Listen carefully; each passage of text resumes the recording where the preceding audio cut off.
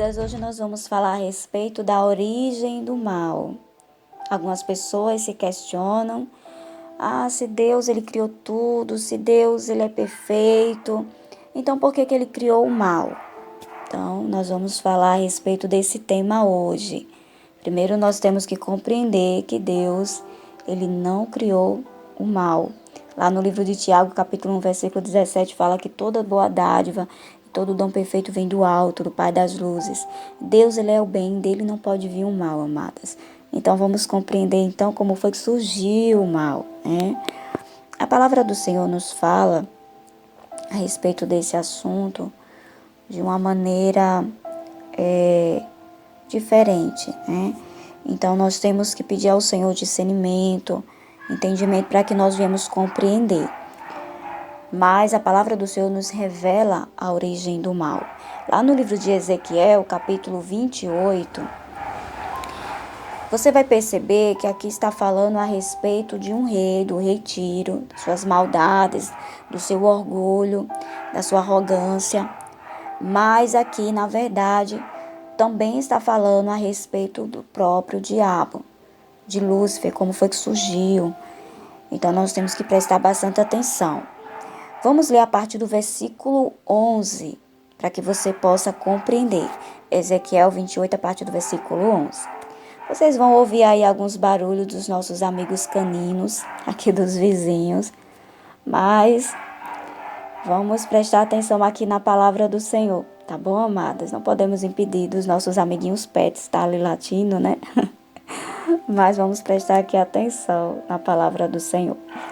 Vamos ler a partir do versículo 11, que diz assim: Então veio a mim a palavra do Senhor ordenando: Ó filho do homem, ergue, pois, um grande lamento sobre o rei de Tiro, e dize-lhe: Assim declara o Senhor Deus: Tu eras o modelo da perfeição, repleto de saber e magnífico em beleza. Versículo 13: Estivesse no Éden, delícia, jardim de Deus. Aqui a gente começa a entender que não está realmente falando do rei físico, do rei humano, rei Tiro humano, né? Porque aqui fala estivesse no Éden. Então, Tiro não estava no Éden. Vamos lá. Estiveste no Éden, delícia, jardim de Deus, as mais lindas e perfeitas pedras preciosas adornavam a tua pessoa. Sárdio, topázio, diamante, berilo, ônix, jaspe, safira, carbúnculo, esmeralda e outros. Seus engastes, guarnições e outras joias eram feitos com ouro puro. Tudo foi preparado para ti no exato dia em que foste criado. Todas essas pedras preciosas foram criadas no dia que esse ser foi criado. Especificamente no dia que ele foi criado. Olha só. Versículo 14. Além disso, fosses também ungido como querubim guardião. Então aqui a gente entende que não está mais se tratando do rei Tiro, pessoa, ser humano, mas aqui está se tratando de um anjo querubim, que foi criado perfeito, cheio de pedras preciosas, cheio de sabedoria, cheio de beleza. Vamos lá. Vamos prosseguir, versículo 14. Afinal, foi precisamente para essa função que eu te designei. Estiveste também no monte sagrado de Deus e caminhavas entre pedras resplandecentes. Então, era aí uma figura bem importante, né? Versículo 15. Naquele tempo eras perfeito e irrepreensível. Então, veja que Deus criou um ser perfeito e irrepreensível em teus sentimentos e atitudes, desde o dia em que foste criado, até que se observou malignidade em ti. Foi um ser criado perfeito, mas foi observado malignidade no coração dele, mas ele era perfeito. Ele era irrepreensível nos sentimentos e atitudes, mas começou a surgir algo maligno no coração dele. Versículo 16. Por intermédio dos teus muitos negócios em toda a terra, encheste teu coração de arrogância e brutalidade, e pecastes. Por este motivo, eu te lancei profanado e humilhado para longe do monte sagrado de Deus. Eu mesmo te expulsei. Aqui o Senhor está falando tá dizendo, né, que o próprio Deus expulsou ele. ó querubim da guarda, no meio da glória das pedras figurantes. O teu coração tornou-se altivo e soberbo por causa da tua impressionante formosura, e corrompeste a tua sabedoria por conta do teu esplendor e da tua fama. Por isso eu te lancei à terra, fiz de ti um espetáculo e advertência perante reis e governantes. Por meio dos teus muitos atos malignos, então começou com aquele pequeno ato maligno de orgulho, mas depois foi multiplicando. Malignos e pecaminosos, e de tua injustiça e desonestidade nos negócios e comércios profanasse até os teus próprios locais sagrados de culto. Por isso fiz sair de ti mesmo um fogo tal que te consumiu e te reduziu a cinzas, jogadas ao chão, à vista de todos quantos estavam contemplando todos esses acontecimentos. Todas as nações que te conheciam estavam apavoradas com a tua presença, contudo chegasse a um fim horrível e jamais subsistirás. Então aqui está falando que esse querubim foi criado perfeito, mas no coração dele foi surgindo malignidade, foi surgindo sujeira no coração dele. Isaías também falou um pouco a respeito desse assunto, lá em Isaías 14, a partir do versículo 12. E olha só o que fala aqui no livro de Isaías. Como foi que caístes dos céus, ó estrela da manhã, filho da alva, da alvorada? Como fostes atirado à terra, tu que derrubava todas as nações? Afinal, tu costumavas declarar em teu coração: hei de subir aos céus, erguerei o meu trono acima das estrelas. As estrelas aqui está significando os outros anjos.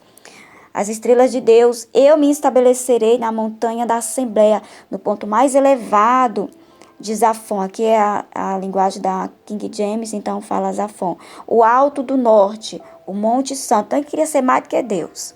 Versículo 14. Subirei mais alto que as mais altas nuvens e tornarei-me semelhante ao Altíssimo. Ele queria ser semelhante a Deus. Ele era um ser criado por Deus, mas ele queria ser igual a Deus. Ele começou a se orgulhar no coração dele, começou a surgir o orgulho no coração dele. Versículo 15. Contudo, as profundezas do Sheol, da morte, do inferno, fosses precipitado, lançado fosse no fundo do abismo. Olha, amadas, aqui a gente vê que quando esse anjo ele pecou contra Deus, ele foi expulso do lugar sagrado, ele foi expulso do céu. Inclusive, a palavra do Senhor fala que houve uma guerra no céu, lá em Apocalipse capítulo 12, a partir do versículo 7, olha só o que diz.